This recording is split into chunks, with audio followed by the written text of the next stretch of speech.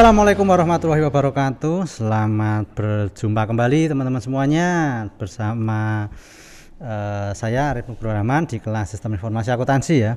Untuk topik kita kali ini kita masuk pertemuan ke-9 ya, yaitu mengenai pengendalian keamanan informasi. Nah, dalam sebuah pengendalian keamanan informasi ini ada 5 pengendalian teknologi informasi dalam sebuah sistem ya, kerangka kerja pengendalian teknologi informasi dalam sebuah sistem. Yang pertama yaitu keamanan ya.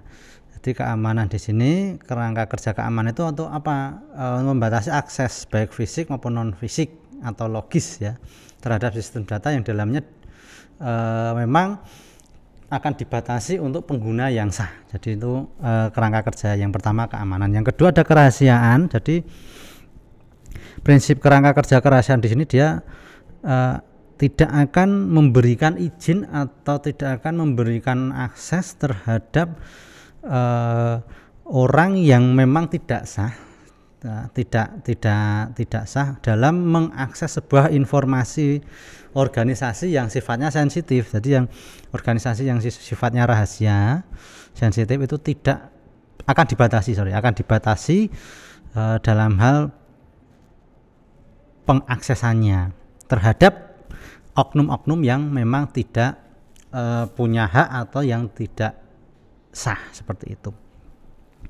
Dan yang ketiga ada privasi. Jadi privasi di sini akan mengendalikan, jadi teknologi informasi akan berupaya untuk menjaga informasi pribadi ya, tentang entah itu pelanggan, entah itu pegawai, pemasok, rekan kerja ya. Nah itu sesuai dengan pengelolaan yang mengacu kepada kebijakan internal sebuah perusahaan masing-masing ya. Kemudian nanti ada peraturan-peraturan yang bersyarat atau yang disyaratkan oleh eksternal ya, dan akses-akses lainnya ya yang itu tanpa izin ya, itu privasi. Jadi dia menjaga informasi pribadi, itu privasi. Dan yang keempat, kerangka kerjanya mengintegrasi integritas pemrosesan. Nah, jadi di sini kerangka kerja pengendalian teknologi informasi dia akan mengelola data, memprosesnya secara akurat, tepat waktu, lengkap, dan hanya memberikan kepada otoritas yang berwenang. Ketika tidak memiliki kewenangan tidak bisa melakukan pemrosesan data tersebut, seperti itu. Dan yang ke 5, ketersediaan. Jadi kerangka kerja yang kelima ini dia teknologi informasi itu akan menyediakan dan memenuhi kewajiban operasional yang sesuai dengan kesepakatan atau kontraknya, sesuai dengan kontraktual ya, semacam itu. Nah, dalam sebuah informasi itu dasar keamanan ya, jadi keamanan itu menjadi pondasi atau menjadi dasar dalam hal sebuah sistem informasi itu dapat diandalkan. Nah, kemudian tiangnya itu ditopang oleh oleh empat pilar ya. Yang pertama adalah kerahasiaan, yang kedua privasi, yang ketiga integritas pemrosesan ya. Kemudian yang kelima itu keempat itu ketersediaan. 4 pilar itu sebagai penyangga bahwasanya sistem informasi itu dapat diandalkan. Nah, dalam hal keamanan informasi ada 2 keamanan dasar, yaitu keamanan masalah manajemen ya, bukan hanya masalah teknologi tapi juga masalah manajemen. Yang kedua defense in depth dan model keamanan yang berbasis waktu ya. Nah, di sini yang pertama, jadi keamanan keamanan informasi itu menjadi masalah manajemen, tidak hanya masalah teknologi informasi. Karena apa?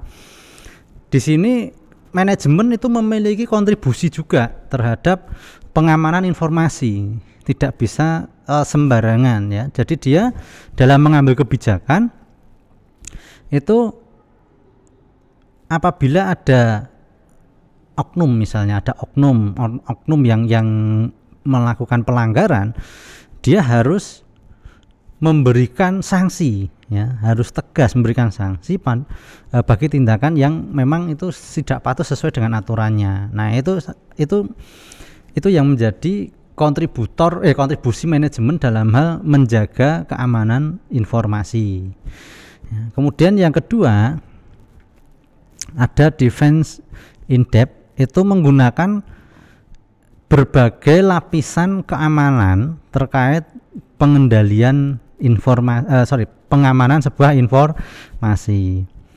Nah, misalnya dia memberikan beberapa lapisan. Ketika ada satu lapisan yang gagal, itu masih ada beberapa lapisan lagi yang bisa mengamankan sebuah informasi tersebut ya, untuk menjaga keamanan informasi tersebut.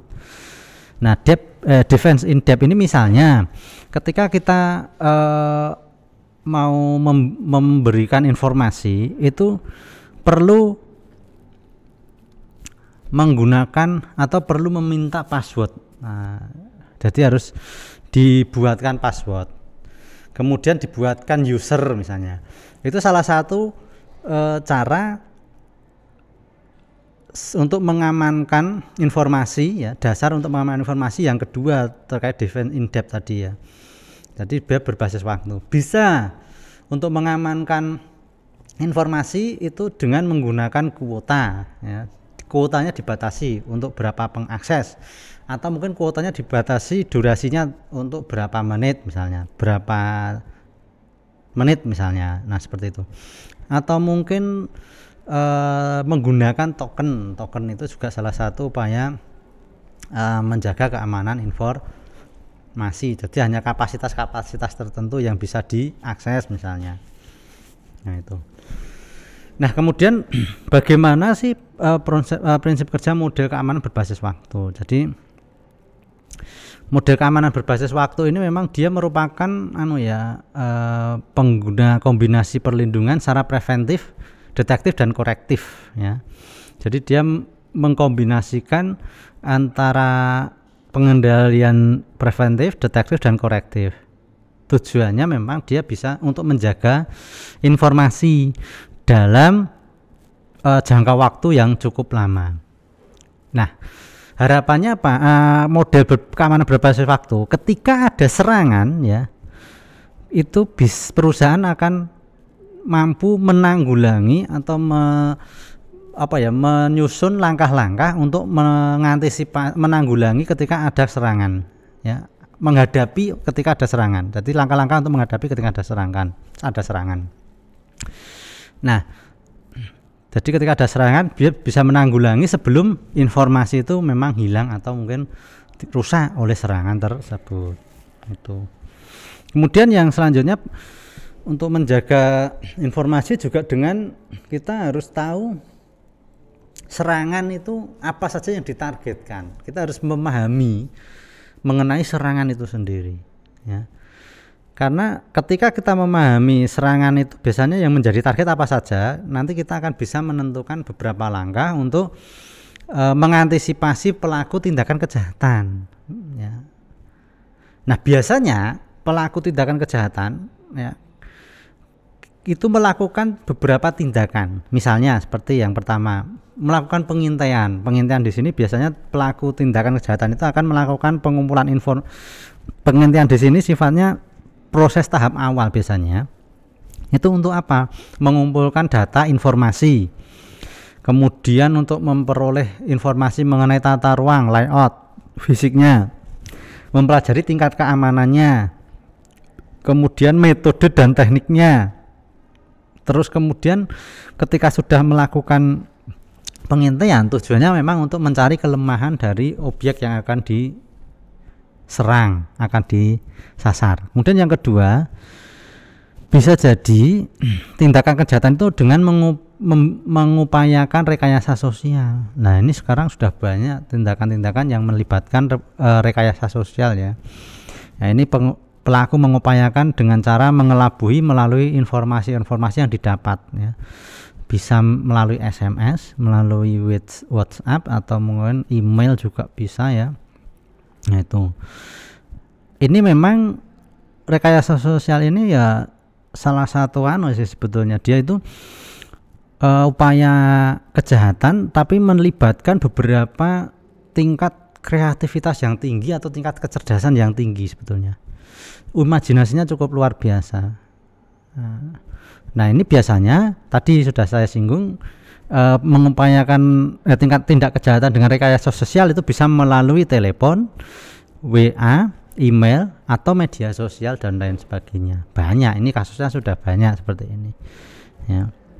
Seperti bapak minta pulsa misalnya, itu semacam rekayasa sosial, tindakan kejahatan itu, ya. Dan yang ketiga, memindai dan memetakan target. Nah ini tahapannya dia sudah melakukan pengintaian secara terperinci.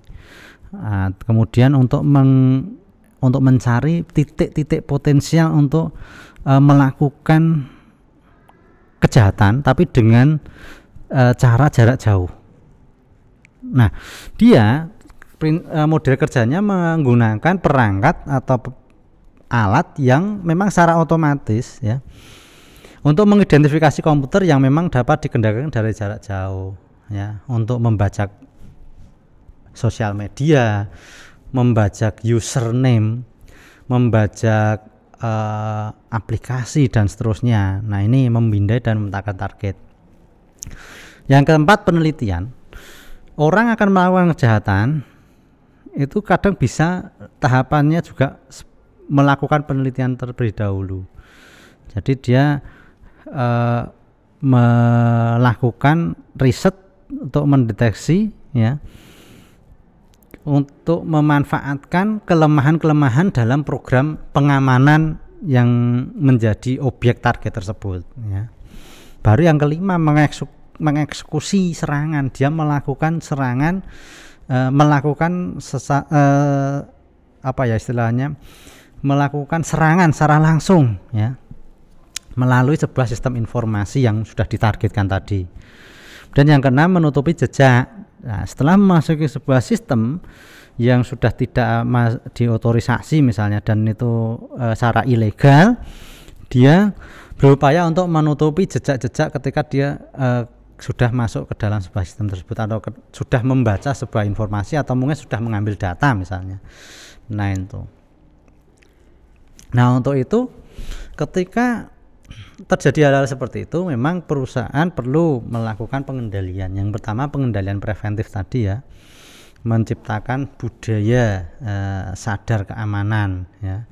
Kemudian memberikan pelatihan terhadap karyawannya bagaimana menggunakan teknologi pengamanan, ya, misalnya menggunakan kata sandi, membuat konfigurasi, ya, tata letak untuk membuka sebuah data misalnya, ya.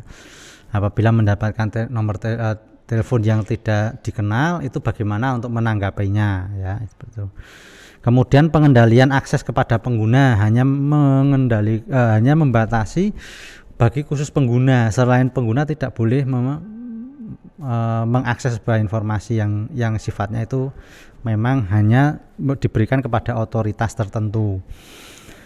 Kemudian pengendalian anti malware, jadi dia mengantisipasi terhadap serangan-serangan yang berupa virus, ya, worm, ya, atau mungkin yang dapat melumpuhkan sistem perangkat lunak. Nah itu. Dan yang kelima, mengendalikan akses jaringan, jadi mengamankan jaringan dengan melalui pertahanan perimeter, yaitu apabila ada gangguan dalam sebuah sistem itu dapat dicegah. Kemudian memberikan pengendalian akses jaringan dalam arus informasinya, ya. Kemudian mengamankan koneksi, kemudian mengamankan akses yang tanpa menggunakan kabel, itu pengendalian akses jaringan. Kemudian yang keenam, pengendalian pengukuhan perangkat lunak dan peralatan. Nah ini berarti dalam melakukan pengendalian preventif itu menggunakan konfigurasi tertentu ya. Dan yang ketujuh enkripsi, ini lapisan, memberikan lapisan untuk mempertahankan dan mencegah ketika ada oknum yang mau masuk tanpa izin atau tanpa persetujuan dari secara legal. Nah, enkripsi. Nah, memberikan pertahanan yang berlapis enkripsi itu biasanya.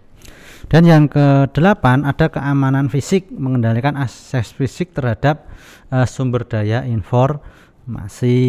Ketika ada akses fisik, kontak langsung terhadap informasi itu perlu dijaga juga ya, dikendalikan. Nah, ini keamanan fisik. Kemudian pengendalian perubahan dan manajemen perubahan, ini untuk proses memastikan bahwa modifikasi perangkat keras, perangkat lunak itu tidak mengurangi keandalan dalam sistem atau keandalan sebuah informasi tersebut. Nah, kemudian yang kedua ada pengendalian detektif. Ya, pengendalian detektif ini dengan menggunakan analisa logaritma, ya, sistem deteksi gangguan dan pengujian penetrasi serta pengawasan berkelanjutan. Baru yang terakhir adalah yang ketiga adalah pengendalian korektif. Ya, pengendalian korektif ini tentunya ketika sudah ada masalah atau ketidaksesuaian dikoreksi, diperbaiki, kemudian akan dilaporkan sesuai dengan yang sebenarnya. Baru yang terakhir implikasi keamanan virtual dan cloud. Nah, keamanan virtual atau implementasi keamanan virtual di sini jadi memanfaatkan kekuatan dan kecepatan komputer yang modern ya untuk menjalankan berbagai sistem secara bersama-sama dalam satu komputer yang satu komputer fisik atau bentuknya satu komputer. Satu komputer bisa digunakan untuk mengerjakan berbagai macam sistem ya secara bersama-sama. Kemudian yang kedua ada komputasi cloud yang memanfaatkan ini bandwidth ya, jaringan telekomunikasi global yang modern agar mungkin apa pegawai itu ketika menggunakan browser atau perangkat lunak ya, jarak jauh ya, kemudian perangkat penyimpanan data, perangkat keras dan seluruh lingkungan aplikasi itu dapat diamankan ya, dapat dijaga dari serangan. Nah, itu. Nah, implementasi keamanan virtual dan cloud ini memang ada dampak positif dan negatifnya ya. Jadi kalau dampak positifnya ya itu nanti perusahaan dia akan lebih mudah dalam mengimplementasikan keamanannya, dampak positifnya ya. Dampak negatifnya memang dia harus mengendalikan secara mendalam atau mendetail terkait 3 pengendalian preventif, detektif dan korektif. Nah, itu. Nah, ini kalau yang implementasi yang terakhir ini memang ada dampak positif dan negatifnya bagi masing-masing perusahaan. Setiap perusahaan punya kebutuhan yang berbeda-beda. Nah, itu mungkin itu aja dari saya untuk pertemuan yang ke-9 ini. Ada kurang lebihnya mohon maaf. Sekian. Assalamualaikum warahmatullahi wabarakatuh.